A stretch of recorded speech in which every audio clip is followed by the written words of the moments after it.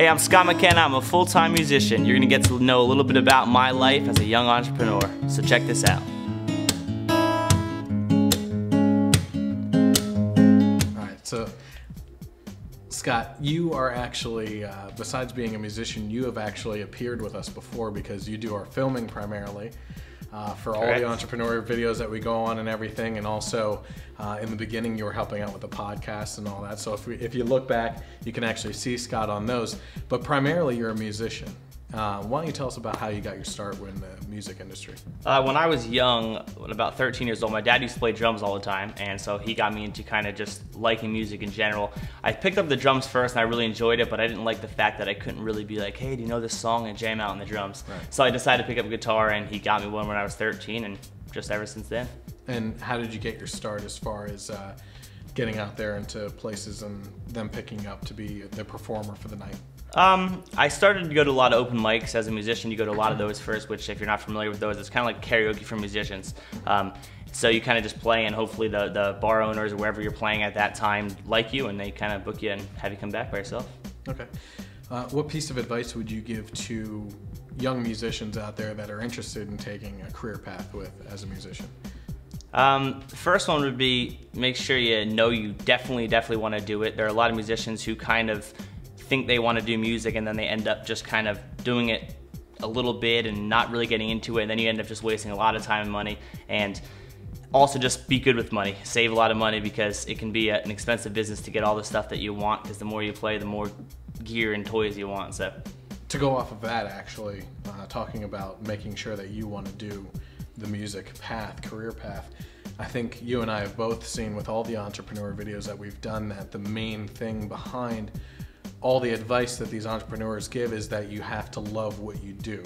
Absolutely. If it's something in your mind that you're not really sure, it sounds like a good idea, it's probably going to be something that you end up hating on a daily basis. Exactly. As a process more than an actual goal that you're trying to achieve. Yeah, and especially being a musician, you can't really hide if you don't like what you're doing or not, because if you're on stage and you're strumming a guitar and frowning, people can see that. Emotion so you shows have through, to, absolutely, especially in music, especially the way you write, the way you sing, everything, you really can see it more than most professions. If you're talking to phone, you can sometimes get away with not being too happy because you can just fake it, but on stage it sure shows. Right. So let's talk about the business end of what you actually do. What do you feel are some of the top skills needed to be an entrepreneur? In my business, dedication obviously takes a huge toll, because I spend countless hours making phone calls all day and trying to get new shows and trying to tour and all that kind of stuff. So if I decided to just not work at all on the business aspect of music, I'd have no shows, and then what I do musically would not matter anyway, because no one would see me. Right. So it just really takes a lot of time and dedication, which we hear from everyone, and obviously it's the truth. You have to be passionate about what you do on the business side, not just playing. Let's talk about finances as far as getting your start in music. Obviously you have to buy the equipment for it. Did you get any loans for anything? How did you do that? I started off when I was younger. My father helped me get loans with the local credit union. They were great toward me. They really were interested in helping me and not trying to get me to do anything I didn't need. They got me some great interest rates as a young kid, and it really helped me. And since that, I'm still with them now. And I got loans for obviously the initial equipment I had to buy, because PA systems and guitars and things like that, you have to I always say, like, if you're a plumber, you have to have the best tools to really do your best out there. So I got a lot of the stuff that I needed, and I still use the same stuff now. So it's important to, especially when you're shopping for musicians gear, you have to get stuff that's going to last you, and credit union really helped me out do that, I'll tell you that much. Basically, you could dump a lot of money into crappy equipment that won't last you long enough, and the more you dump into that, the more you're going to end up paying in the end. Exactly, yep. What would you say is your most satisfying achievement as a musician so far? We've done some pretty cool shows. We did a show out in Wisconsin for thousands and thousands of high school kids, and obviously as a musician, looking out and being on any sort of big stage is a satisfying thing. It's overwhelming. It is. It becomes really neat. So I guess the most satisfying thing is it's great when I have random people come up to me and say that they like my music and things like that, whether it's at shows or just around my area. A lot of people know who I am, so it's really just nice for people to enjoy the music, and that's most satisfying. To take that jump from a local coffee house to a big concert venue like out in Wisconsin, where I was there, in a typical small, comfortable setting, it's personal interaction. But when you go to the stadium type setting, I mean, you had the booth set up with your CDs, you had people coming over getting their pictures with you were signing CDs and everything. So it's a completely different experience. It is, and it's still, I mean, at the heart of it, obviously, whether you're in front of 10 people or 1,000 or 10,000, whatever it is, you still have to really enjoy what you're doing, and the music is still the same, but it's different. Just like any business, there are different things you have to do at larger venues and smaller venues, but it all comes down still to the heart of it at the music itself and what you're doing on stage. Right. What do you fear as a musician, and how do you manage that fear on a day-to-day basis? I'd say every musician probably, I mean, it's not as much a fear. I mean, there's so much competition. I don't know what other job there is that has more competition than being a musician. I mean, there's millions and millions of people doing it, and I think the ones that tend to succeed more are the ones that do the business aspect of it more. And I think obviously there's fear of failure of money and things, because obviously this is my full-time job doing the music. So if I'm not getting myself gigs, I don't make money. But at the same time, that also helps me be a better businessman, because it's not like I'm just sitting around hoping someone else gets me. As hard as I work, is as much money as I can make and as many shows as I can play. So you're essentially your own boss. I mean, you probably have some things that you go to, you know, sound people and stuff like that, which is working across the board ladder for you. But what's your favorite aspect about being an entrepreneur in the music industry?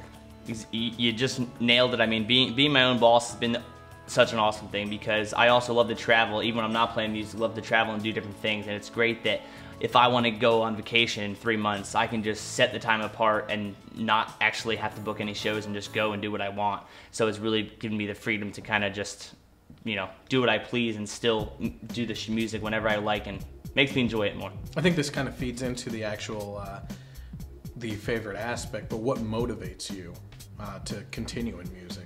I'd say obviously the competition definitely helps motivate me, because if I go out and see a concert and see something that someone really did that I enjoy, I can, you know, you don't want to ever copy someone else, but at the same time there are things you can obviously look at and say, you know, that would be cool to add to my show. And so I guess it motivates me to kind of just always want to be better than whoever I saw, or to write a song that really, you know, caught that emotion or whatever it is. It just really, that's what motivates you, is just the competition. We're gonna go back on this, and I'll take it one at a time, but I want to know where you see yourself in 5, 10, and 20 years. So where do you see yourself in about 5 years from now? I'd say 5 years. I mean, at this time, we're, you know, obviously we're always looking to do better venues and to open for more people. So obviously the main thing would be to just try to get in more venues that we want to play. I say we because I have a band that plays with me as well. So, but still making sure that in 5 years I'm still happy doing this. If in 2 years from now I see that I'm not happy with music, I want to do something else, because until I know that this is exactly what I want to do, which right now I love it, I will continue to play the guitar until I don't. But in 5 years, if I'm not happy with it, I'm not going to just be a musician who's just annoyed every time I go to do anything. So you're taking it on a day-to-day basis, which is probably the best thing for your career. If you choose to stick with it, where would you like to see yourself in 10 to 20 years? I guess every musician would love to see themselves on a big stage and playing Madison Square Garden and doing whatever. I mean, whether it gets to that or whether it just gets to venues that are just really enjoyable to me with a couple hundreds or a couple thousands, whatever it is, just, I guess, to see myself still really enjoying it. I always come back to that, but that's really, to me, what is the most important, because it's hard to say in 2 months from now whether I'm going to be enjoying it as much or if not more. So as long as I'm still happy in 10 years, I don't care what venues I have. But I guess as a musician, of course, you know, you want to say, I want to be famous, but then again, fame doesn't always make you happy either, so. Right. Well, thanks for the interview and everything. Why don't you let everybody know where they can actually go to find out more information on you? Well, the website's scottmckenna.com. It's SCOTTMCKENNA.com. Everyone always misspells the last name, so. And then there's MySpace, Facebook, all those things, and YouTube. If you type in my name in Google, there's lots of different places you can find me, so just search for me. All right, well, thanks, Scott. Thanks for having me.